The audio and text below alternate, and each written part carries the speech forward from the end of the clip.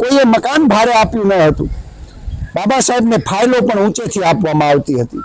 બાબા સાહેબને ખબર પડી ગઈ હતી કે મારી સાથે જે ભેદભાવ થાય છે, મને જે હળધૂત કરવામાં આવે છે, એના માટેનું કારણ આ જાતીય વ્યવસ્થા છે। એ મકાન માલિકો જવાબદાર ન હતા જેણે મકાન ભાડે આપવાની ના પાડી હતી। એ સ્કૂલ પણ જવાબદાર ન હતી જેણે રૂમની બહાર બેસવા માટે મજબૂર કર્યા હતા કે तुम हिंदू कभी नहीं थे, तुम आज भी हिंदू नहीं हो, तुम हिंदू धर्म के गुलाम हो। जय भीम, जय भारत, जय संविधान, नमो बुद्धाय। મિત્રો, મારુતિ પાર્ક સોસાયટીમાં બાબા સાહેબ આંબેડકરની જે પ્રતિમા છે, હું આજે ત્યાં પહોંચ્યો છું અને હું આપ સૌ દર્શકોનું હિન્દ કી આવાજ યુટ્યુબ ચેનલમાં સ્વાગત કરું છું। બાબા સાહેબ આંબેડકરના જીવન સંઘર્ષ વિશે મારે વાત કરવી છે કે જ્યારે બાળ મનના બાબા સાહેબ આંબેડકર હોય છે અને એ બાળ મનના બાબા સાહેબ આંબેડકર ઉપર શું વીતે છે।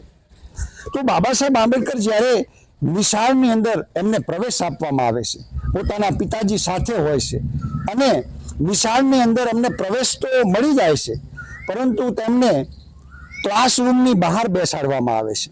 પરંતુ બાળ મનના બાબા સાહેબ આ વાત સમજી શકતા નથી કે મને શા માટે એક રૂમની બહાર બેસાડવામાં આવે છે। ઘરે આવીને અનેક સવાલો હોય છે પરંતુ જવાબ મળતા નથી। તો બાબા સાહેબ આંબેડકર ધીમે ધીમે મોટા થાય છે અને જ્યારે યુવાન થાય છે, વિદેશમાં ભણવા જાય છે, ભણી અને પાછા ભારતમાં આવે છે।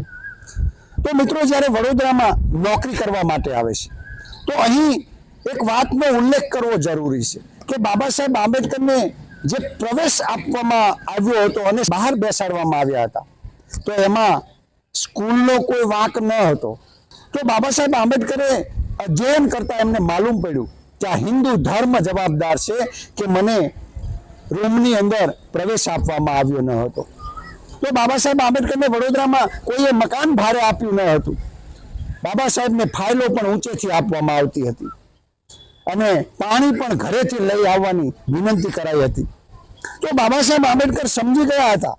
બાબા સાહેબને ખબર પડી ગઈ હતી કે મારી સાથે જે ભેદભાવ થાય છે, મને જે હળધૂત કરવામાં આવે છે, એના માટેનું કારણ આ જાતીય વ્યવસ્થા છે।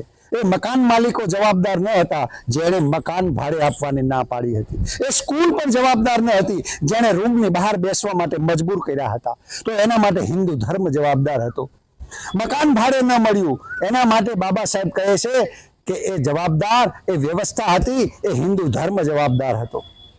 તો બાબા સાહેબ આંબેડકર કહે છે कि तुम हिंदू कभी नहीं थे, तुम आज भी हिंदू नहीं हो, तुम हिंदू धर्म के गुलाम हो, उनके लिए तुम्हारा गंगाजल भी अपवित्र है।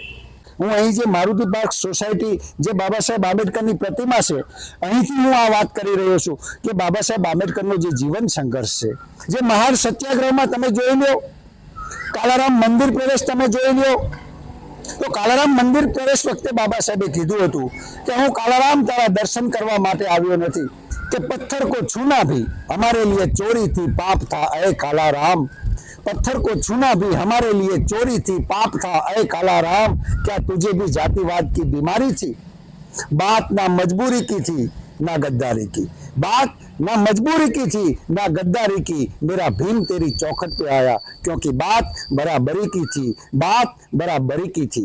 तो बाबा साहेब आंबेडकरे आ बराबरी माटे, समानता, स्वतंत्रता, बंधुता અને ભાઈચારા માટે પોતાના 4 સંતાનોની બલિ આપી છે અને આ દેશને અમૂલ્ય ભેટ આપી અને બંધારણની રચના કરી અને આપણને અધિકારો આપ્યા છે। તો ભારતનું બંધારણ પહેલો અધિકાર આપે છે દરેક નાગરિકને જીવન જીવવાનો અધિકાર છે।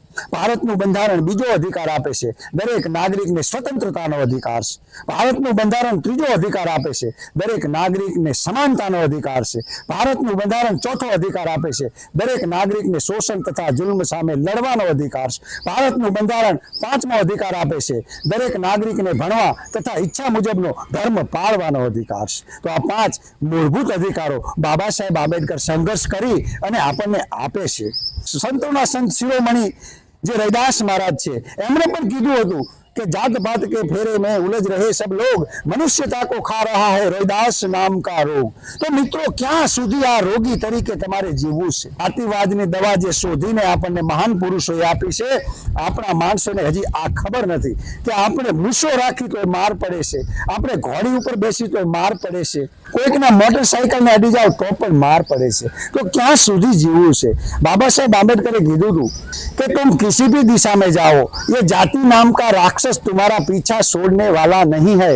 રાષ્ટ્રપતિ હોય અને હિન્દુ મંદિરોમાં જાય તો પણ ધક્કા મારી એને બહાર કાઢવામાં આવે છે। બાબા સાહેબે કહ્યું હતું કે તમે મરવા માટે તૈયાર રહેજો, અને જે મરવા માટે તૈયાર હશે એને કોઈ મારવા નહીં આવે। तुम गुलाम बनकर जियोगे तो लात मारेगी ये दुनिया, और नवाब बनकर जियोगे तो सलाम ठोकेगी यही दुनिया। तो सबने जय भीम, जय भारत, नमो बुद्धाय, जय संविधान।